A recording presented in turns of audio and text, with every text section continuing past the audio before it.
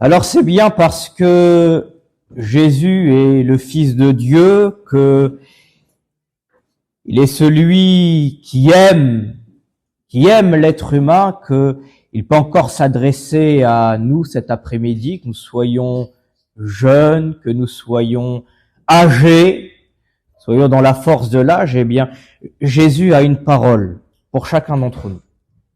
C'est pour cela aussi que il y a la prédication de l'Évangile qui est annoncée, qui est proclamée encore cet après-midi. Alors j'aimerais vous lire quelques versets qui se trouvent donc dans la Bible, dans le Nouveau Testament. C'est dans la lettre de Paul aux Romains. Alors si vous n'avez pas la Bible, vous pouvez écouter la lecture de ces versets. Dans l'Épître aux Romains, chapitre 7, verset 18, l'apôtre Paul va faire un constat.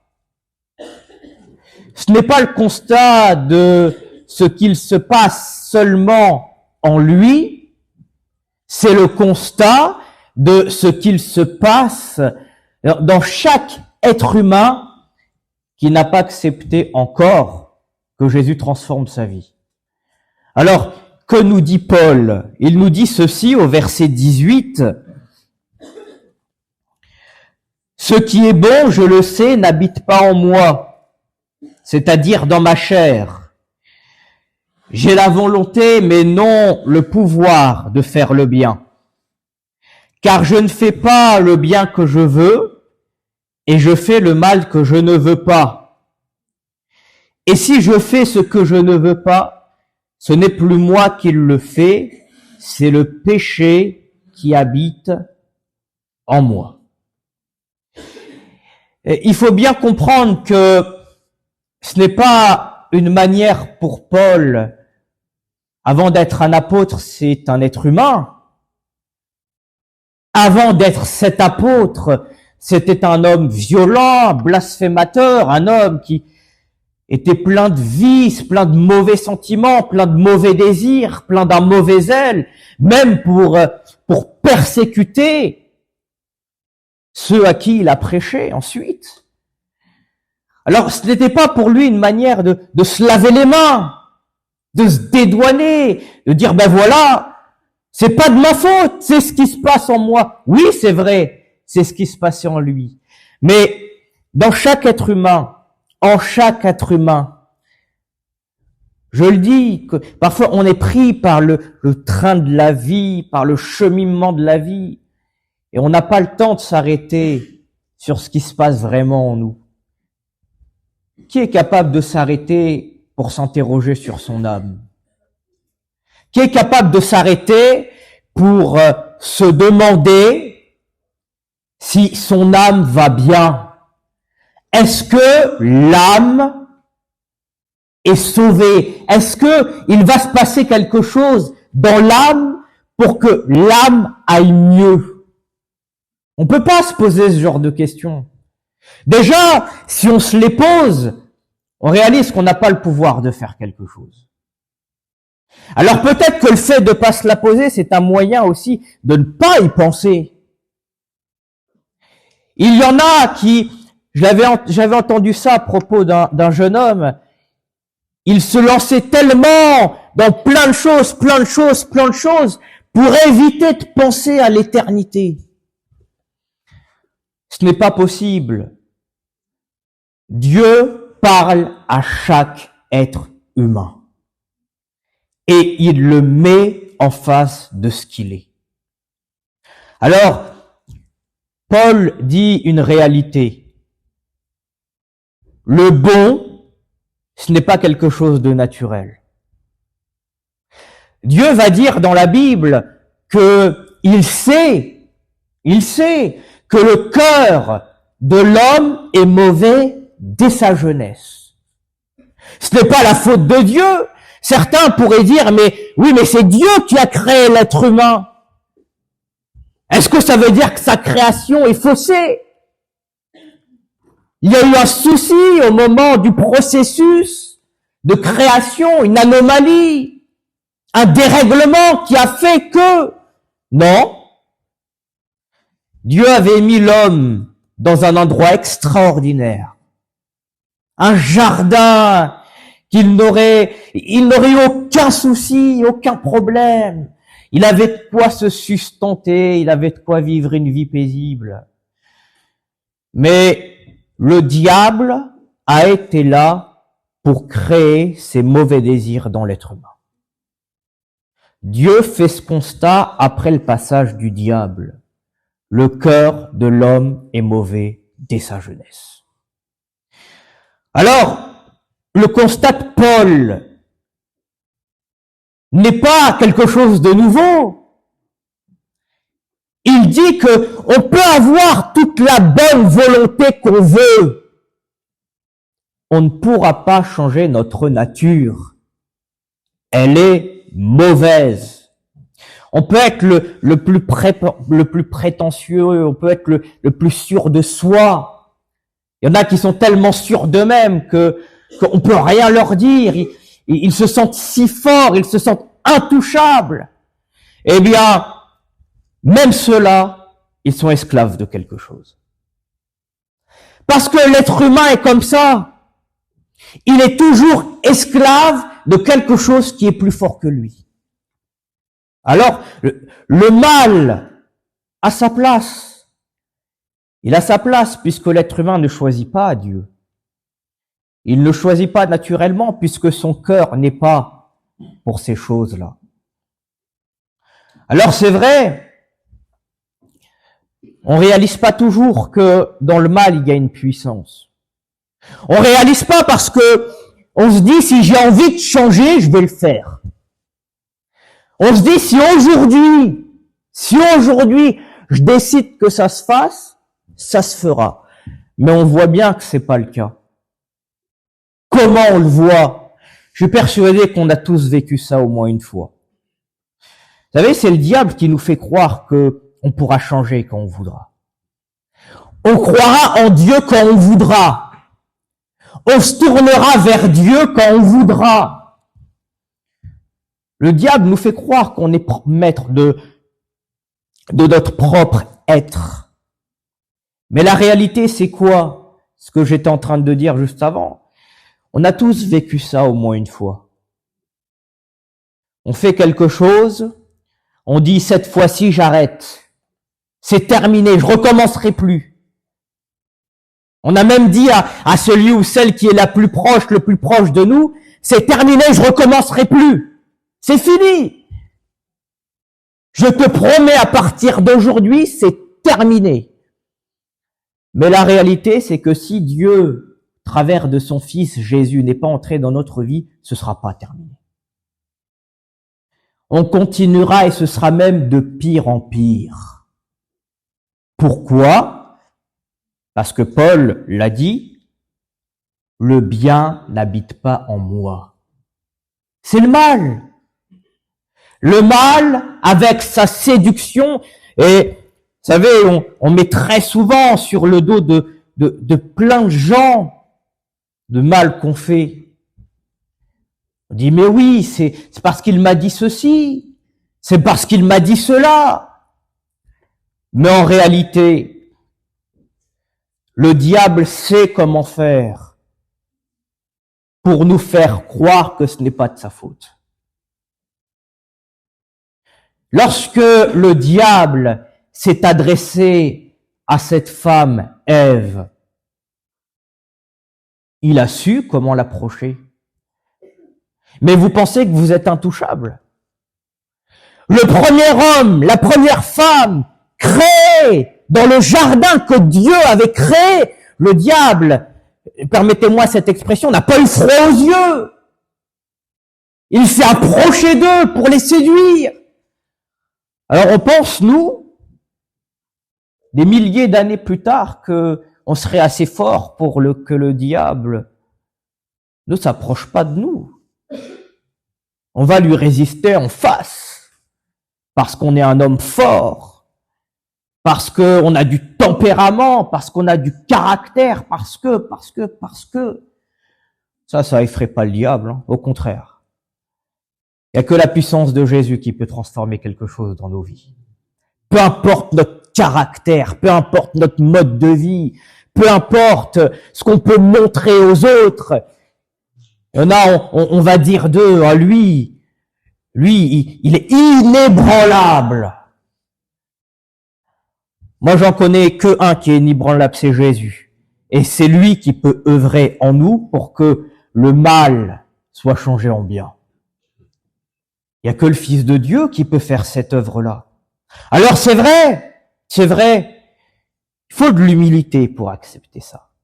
On n'est pas tous aptes à accepter que quelqu'un d'autre, alors déjà un autre être humain, nous apprenne à faire le bien, oh là là. Mais alors Dieu qu'on ne voit pas, Dieu à qui on a résisté, Dieu qu'on ne connaît pas, Dieu qui nous paraît si lointain. Quoi, je vais laisser Dieu entrer dans ma vie pour me changer? Et puis quoi encore? Si il se montrait devant moi, alors peut-être que, même ça c'est pas vrai. C'est pas vrai! Parce que le mal habite en moi. Et si celui qui est invisible, mais qui veut mon bien, je ne le laisse pas faire. Comment pensez-vous qu'il se passerait quelque chose de bon en nous? Vous savez, Jésus n'attend qu'une chose, c'est de pouvoir créer le bien en nous. Alors, pourquoi je vous dis tout cela? Jésus est venu sur la terre. Il a parcouru les terres de la Judée, de la Galilée. Il est parti même jusqu'à des recoins. Il a traversé des mers. Il est parti dans des endroits que personne ne voulait fouler.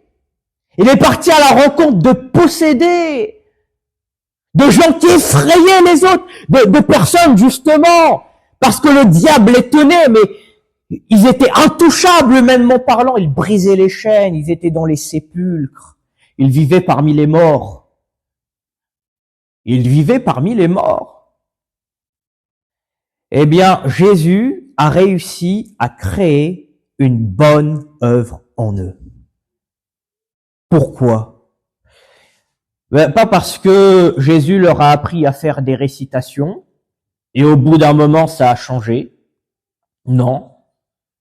Parce qu'ils ont accepté de laisser Jésus faire dans leur vie. La Bible nous dit, Jésus a dit que il n'était pas venu pour ceux qui se portaient bien. Parfois, on est tellement, mais tellement borné qu'on fait le mal et on croit qu'on se porte bien. On œuvre pour le mal, on a des comportements, mais qu'il faut pleurer les autres. Et nous, on se dit qu'on est bien. On est bien, puisqu'on est maître de nous-mêmes. On est bien, puisqu'on fait ce qu'on veut. On est bien. Jésus a dit, c'est pas pour cela que moi je suis venu. Je suis venu pour ceux, alors Jésus dit pour les malades. Vous comprenez bien que ça va bien au-delà que de ceux qui sont malades physiquement. Il y a ceux qui sont malades, mais à l'intérieur. Le mal. Il y a un prophète dans la Bible qui a dit que le cœur de l'homme était tortueux. Dans une autre version, on aurait lu inguérissable. Jésus est venu pour guérir ce cœur-là. Jésus est venu pour faire une œuvre qui est l'œuvre de Dieu, pour mettre à terre l'œuvre du diable. Alors, il y a toujours eu de la part de Jésus et de la part de Dieu, puisque Jésus est le Fils de Dieu, eh bien, un désir de faire le bien, un désir de prévenir. Il y a un homme dans la Bible, qui était un des descendants d'Adam et Ève.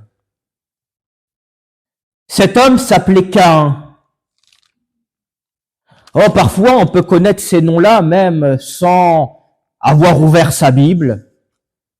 C'est des histoires qui sont connues même, parfois de certains qui qui n'ont pas laissé Dieu entrer dans leur cœur. Dieu va dire ceci à cet homme. Je vous le lis, c'est dans Genèse 4, verset 7, il va dire ceci, verset 6 même. Dieu dit à Caïn, « Pourquoi es-tu irrité? Pourquoi ton visage est-il abattu? Certainement, si tu agis bien, tu relèveras ton visage. » Vous voyez, Dieu met encore en opposition le bien et le mal. Il les met en opposition. Si tu agis bien, tu relèveras ton visage. Et si tu agis mal, le péché se couche à la porte et ses désirs se portent vers toi. Mais toi, domine sur lui. Nous connaissons cette malheureuse histoire, ça a été le premier fratricide de l'humanité. Pourtant, Dieu s'adresse à nous en nous disant « domine ». Qu'est-ce que ça veut dire pour un être humain? Qu'est-ce que ça veut dire? Alors, je sais que le mal habite en moi, je peux rien faire, et pourtant, Dieu me dit « domine ». Il y a quelque chose là qui m'échappe. Comment c'est possible? Eh bien, c'est possible si on écoute la parole de Dieu pour la laisser agir en nous. Il n'y a que cela qui peut changer les choses. Combien de fois, je vous pose la question, mais en réalité, vous n'allez pas me répondre, vous allez vous répondre à vous-même. Vous allez être honnête envers vous-même. Peut-être pour la première fois de votre vie, tiens. Combien de fois, eh bien, vous vous êtes dit, c'est la dernière fois, mais c'est la dernière fois en étant honnête. On a même mis des choses en place. Parfois, on est tellement honnête qu'on met des choses en place. Parfois, on met des routines. Parfois, on se dit, à partir d'aujourd'hui, ça va être comme ça va être comme si. Je vais pas me laisser happer par ces choses-là. Je vais m'en éloigner. Je vais m'éloigner de cet environnement, de tout ce cercle-là qui me met dans ce mal. Mais vous savez, on peut s'en éloigner autant qu'on veut. Quand le mal est ancré, il ne part pas comme ça. Il ne part pas comme ça. C'est vrai que le péché peut avoir des formes bien différentes. Qu'est-ce que c'est le péché? Eh bien, c'est ce dont on parle depuis tout à l'heure. C'est ce mal qui existe en nous et contre lequel aucun être humain ne peut lutter. Parfois, on peut vivre des choses innommables. Et on se dit, mais moi, je suis quelqu'un d'anormal. C'est comme ça changera pas. Je suis résigné. Et c'est comme ça qu'on retrouve un jeune homme, une jeune fille qui s'est résigné à vivre une vie comme ça et qui va passer ses décennies à vivre avec ce même mal sans avoir trouvé le moyen de s'en sortir. Mais ce mal, lui, se propage, il prend de plus en plus de place. Ce mal pousse certains à aller dans des hôpitaux. Ce mal pousse certains à devenir des alcooliques. Ce mal pousse certains à devenir des addicts à la drogue, des addicts à des choses terribles, horribles, qui mènent à la mort, alors que Jésus veut que vous viviez éternellement. Pas sur cette terre. Sur cette terre, on a tous une heure où on mourra. On pourra pas s'émanciper de ça. On pourra pas. Vous pouvez réfléchir à toutes les technologies qui vont exister, peut-être dans 10 ans, dans 20 ans, pour essayer de tenir le corps humain, de le faire durer. On passera tous par là. Mais quand vous y passerez, où vous irez dans l'éternité? Est-ce que vous irez dans l'endroit qui sera la conséquence de ce mal qui aura existé dans votre vie et contre lequel vous n'aurez jamais rien pu faire? Jésus veut nous faire entrer dans la victoire contre le mal. Il n'y a que lui qui peut le faire. Il n'y a que son amour, sa mort à la croix qui a permis qu'un être humain passe du mal au bien. à tel point que Jésus voit tellement loin pour nous. Vous savez, nous déjà, si on se dit qu'on peut faire le bien, ce serait extraordinaire. Mais Jésus voit plus loin que ça. Jésus nous voit dans le ciel avec lui. Amis, vous y avez déjà réfléchi à ça? Être sauvé. Être avec Jésus dans le ciel. Vous avez déjà pensé qu'un jour, Dieu s'adresserait à vous pour vous dire ceci? Jésus ne veut pas nous voir autre part qu'avec lui dans le ciel. Vous savez, Jésus a dit ceci dans l'évangile selon Luc au chapitre 10. Il a dit ceci, je vous lis ces paroles. Voici, je vous ai donné, ou plutôt verset 18, Jésus leur dit, je voyais Satan tomber du ciel comme un éclair. Voici, je vous ai donné le pouvoir de marcher sur les serpents et les scorpions, et sur toute la puissance de l'ennemi, et rien ne pourra vous nuire. Cependant, ne vous réjouissez pas de ce que les esprits vous sont soumis, mais réjouissez-vous de ce que vos noms sont écrits dans les cieux. Jésus nous voit chacun pour notre part avec notre nom écrit dans le ciel. Rien à voir avec un panneau ou une affiche ou comme là on peut voir parfois là ces avions qui traînent derrière eux des affiches avec des messages. On dit ah tiens regarde ça dans le ciel. C'est pas ça. C'est bien mieux que ça. C'est bien mieux que ça. C'est le nom que Jésus a inscrit lui-même de son doigt pour nous sauver et être avec lui pour l'éternité. Mais comment ça c'est possible? J'entends que le mal habite en moi et je peux rien y faire. Mais laissez cette pensée-là. Mais en laissant cette pensée-là, laissez Jésus entrer dans votre cœur. Et vous verrez que ce mal n'aura plus le pouvoir d'être victorieux dans votre vie. Qu'est-ce que vous avez à perdre? Vous savez, la joie du salut, c'est quand même quelque chose. Hein. Je me rappelle de cet homme qui était venu dans cette assemblée. Le témoignage de cet homme était qu'il était un fervent actif dans une religion qui prône que Dieu n'a pas de fils. Je pense que j'ai pas besoin d'en dire plus, n'est-ce pas? Une religion qui prône que Dieu, qui défend que Dieu n'a pas de fils. Il a dit, mais j'étais dans ma chambre et un jour j'ai trouvé un livre. Je ne sais même pas comment il est arrivé ici. Je l'ai ouvert et j'ai commencé à le lire. Et en le lisant, j'ai réalisé que Jésus était mort sur la croix pour mes péchés. Et ce qu'il a dit, c'est que en venant dans cette église, eh bien, il a ressenti la même présence qu'il avait vécue dans cette chambre. Vous vous rendez compte ce que la puissance de Dieu peut faire pour un homme qui était voué au mal, mais le bien porte le nom de Jésus.